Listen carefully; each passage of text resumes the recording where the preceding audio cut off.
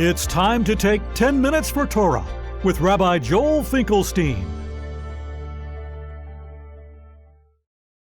Welcome to our discussion of Parashat Bereshit. Do we believe in true love?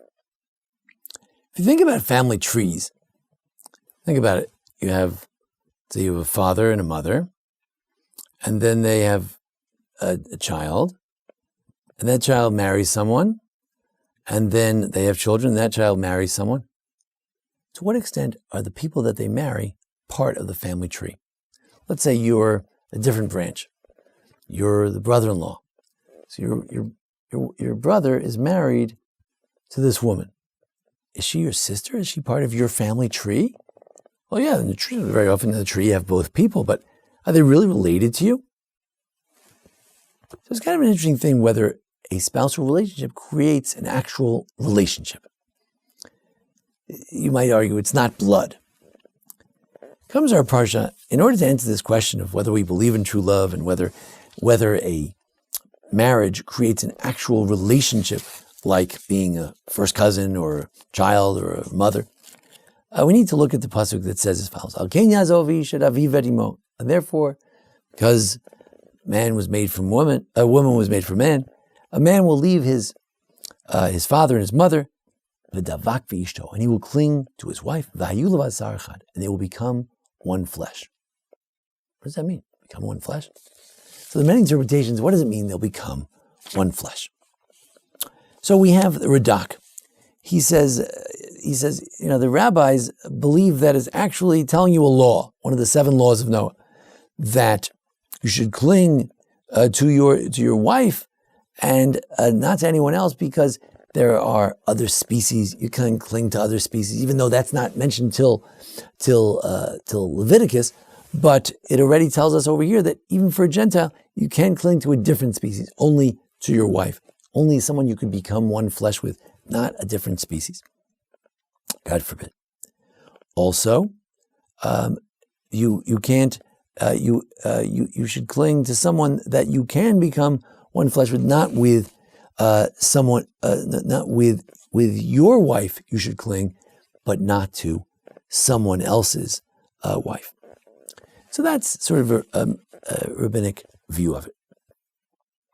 Rabbi Yosef Chorshor, famous rabbi who tries to get to the simple meaning, he says they become one body. When a man is together with a woman, they become one body. It means what it says, the literal meaning. He's a very literalist kind of a interpretive rabbi.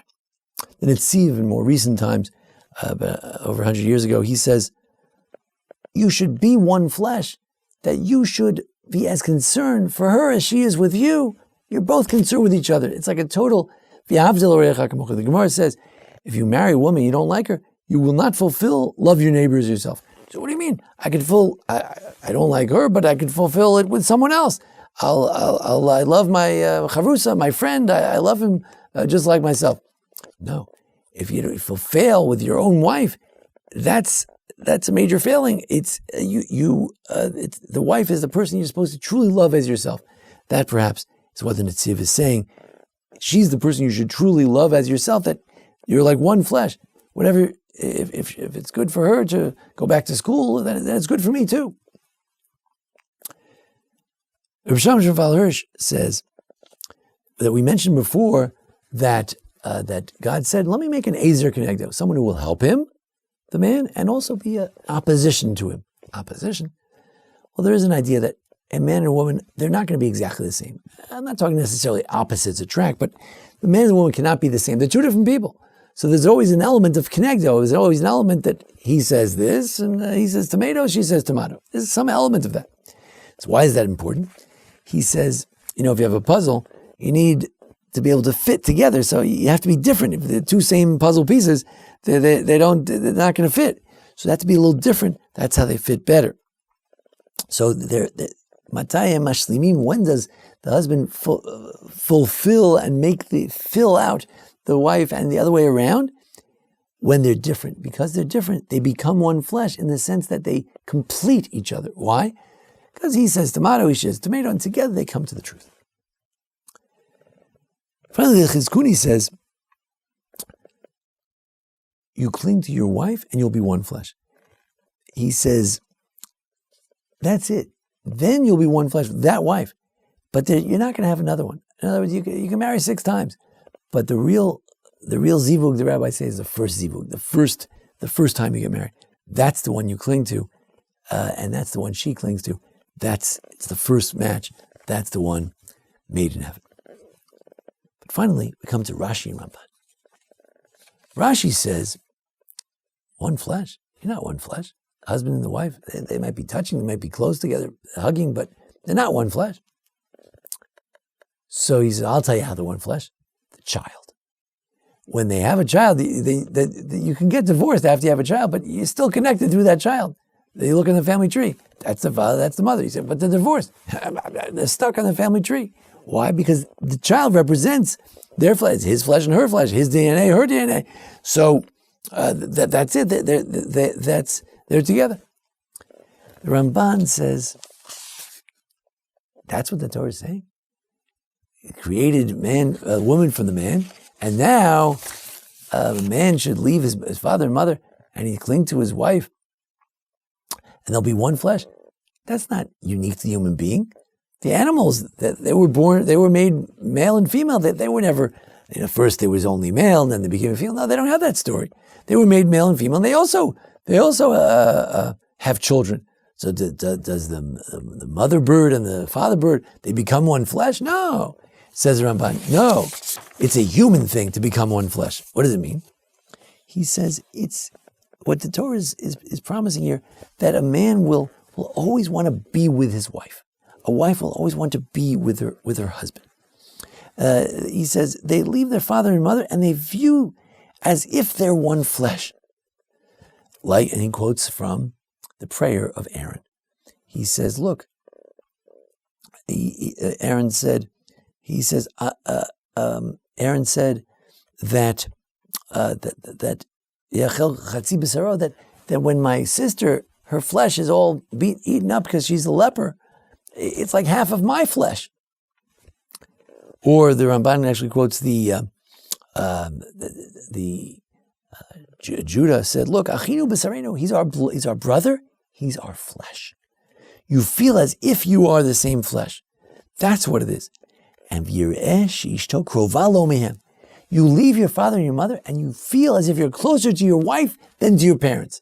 If you still think you're closer to your parents than your wife, then you haven't gone the right direction. You're supposed to think that you're actually closer to your parents than to your wife than your parents. What does that mean? That means that she is part of the family tree. What do you mean? She's not blood. Your parents are blood. Your DNA. No, you should feel as if, it's not really true, but you should feel as if your wife is closer to you than your parents. Of course, it's a good idea. I mean, parents are not going to live forever. Your wife, you'll hopefully live together for many years. So it makes sense. You have to disconnect from your parents and connect as if your spouse is your closest relative, that she is in the family tree. So now we go back to the question. Does Judaism believe in true love?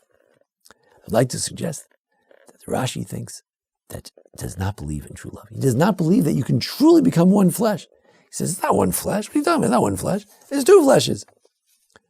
You know when you can become one flesh? The child. Through a child, there's truly a coming together. That child is forevermore, that Jack and Jill are forever related through their little bubula, whatever his name is. They are forever related. There's no question about it. They became one flesh through him. That child is a reflection of those 2 people forevermore. They're stuck on the family tree together. Comes Ramban and says, I don't need that. I don't need the child. Just a husband and a wife, I believe in true love. I believe, he says, that there is a love between them, that they are linked together, and they feel that they're actually related. Now let's go a step further. Here we see that a husband and wife should feel as if we are in true love. As the Netziv said, whatever's good for her is good for me too. If she's going to be up all night studying, she can't talk to me. She's too busy. No, if it's good for her career, it's good for my career. It's good for me. Whatever's good for her, it's good for me. She needs more rest. I need to do the dishes. That's good for me because if she gets more rest, it's good for me. He believes in true love.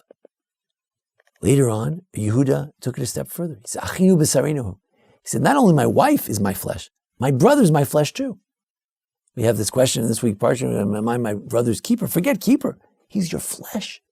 You could say that they have similar DNA, the two brothers, but also he is considered my flesh. I'm as interested in him as I am myself. Aaron said about his sister, she is chatzi b'sareinu. She is half my flesh. As if they're like separated. They are one. What's the ultimate goal? The ultimate goal of humanity, all the nations of the world should, that all the nations of the world will come to bow down to me. Yavol chol basar, all flesh. We are looking forward to a day when every human being will realize we are all one flesh. What's good for them is good for me. What's good for my neighbor is good for me. And what have we seen recently? Brothers hating each other. Fellow countrymen calling each other names, demeaning other political parties, other people have different lifestyles. You're only going to fight in the army if this kind of lifestyle, that kind of lifestyle. What have we seen in recent times? This is terrible, despicable, disgusting behavior by Hamas, where they go in and just, we're going to massacre 260 more lives. We're just going to massacre and mow them down. We're going to go in and execute babies in front of their mothers. Do they realize that we're one flesh? We are one flesh. All of that, the goal of humanity is that same love we have between husband and wife. Yes, husband and wife is a unique relationship. I'm not denying that. There's no question. But to some degree, that sense that we are all one flesh, that we all come from an original Eve together, that the most important lesson of the Torah, we're all from the same father and mother, Adam and Eve, Noah and Nama. We're all from the same. This is the ultimate goal, that we should all see each other as one flesh. Husbands and wives, certainly, that special kirva, special closeness, take advantage of. This is your wife, this is your husband. Let's try to spend more time together, let's get closer. Give an extra hug. And our brothers, we should see our brothers as one flesh. Ultimately, maybe one day real soon. Despite all the atrocities we've seen recently, all the hatred we've seen recently, one day, all flesh can see themselves as all part of one flesh, one basar. And on that day, Yavol kol basar, ishtachavo lefanaynu Moshe.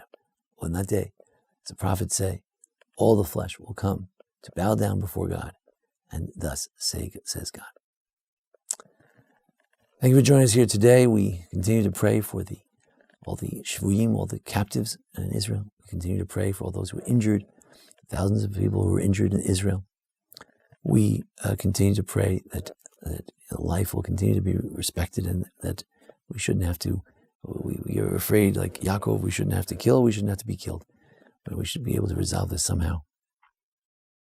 We look forward to a day that indeed we'll all realize that we are all brothers and sisters. Thank you for joining us here, and here at the Baron Hirsch Congregation, and thanks to Jason Lefkowitz, our producer, and thanks to Joe and Cindy Weinstein, our sponsors. Thank you. This has been 10 Minutes for Torah with Rabbi Joel Finkelstein.